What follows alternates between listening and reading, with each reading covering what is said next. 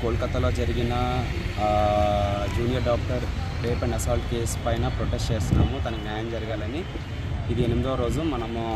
ఈరోజు మనము తనకి కండోలెన్స్ తెలుపుతున్నాము మా టీం మొత్తం మీద క్యాండిల్స్తో. అందుకని ఇక్కడ మనకి గుంట గ్రౌండ్స్లో గ్యాదర్ అయ్యాము అందరమే. మీరు ఆ విజువల్స్ చూస్తే ఇప్పుడు రంగోలి వేస్తున్నారు.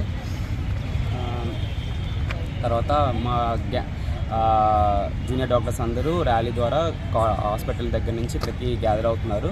వచ్చాక మనము క్యాండిల్స్ పట్టుకొని తన ఆత్మకి శాంతి చేకూరాలని ఆ దేవుడిని ప్రార్థిస్తాము. క్యాండిల్స్ పట్టుకొని ఇలా ప్రోగ్రామ్ ప్లాన్ చేస్తాము ఈ రోజుకి. ఈ 7 రోజులు జరిగిన ఈ స్ట్రైక్ కానీ మీరు చేసిన సమ్మె కానీ ఫలితాలు ఎలా ఇచ్చినాయి? మనము యాక్చువల్గా మన ఎజెండాస్ ఏంటంటే 3 ఎజెండాస్ పెట్టుకున్నామండి. మనము మొత్తం స్టేట్ ఆంధ్రప్రదేశ్ అనే కాదు, మొత్తం ఇండియా వైడ్ 3 ఎజెండాలు పెట్టుకున్నాము. ఫస్ట్గా ఏంటంటే తనకి న్యాయం జరగాలని తన అంటే పారదర్శకత్వంగా న్యాయం జరగాలని కోరుకున్నాము, ఎటువంటి భేదాలు లేకుండా.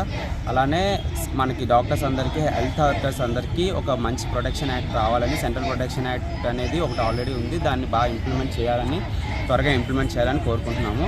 అలాగే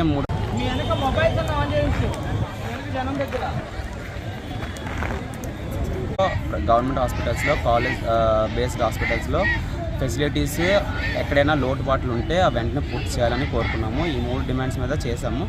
అయితే మన గవర్నమెంట్ మనకి చాలా సపోర్ట్గా నిలిచింది. త్వరగతిన అన్నీ చేస్తుంది.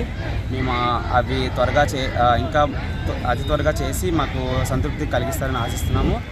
అలాగే మనకి ఇప్పటికే సుప్రీంకోర్టు కూడా హియరింగ్ కోసం సుమోటోగా తీసుకుంది. ఆ కేసు గురించి చాలా అక్కడ కరెక్ట్గా న్యాయం జరగట్లేదనే ఉద్దేశంతో డాక్టర్లందరూ నిరసన తెలుపుతున్న విధంగా దానివల్ల సుప్రీంకోర్టు వచ్చి మనకి సుమోటోగా కేసు తీసుకొని ఈరోజు విచారించింది.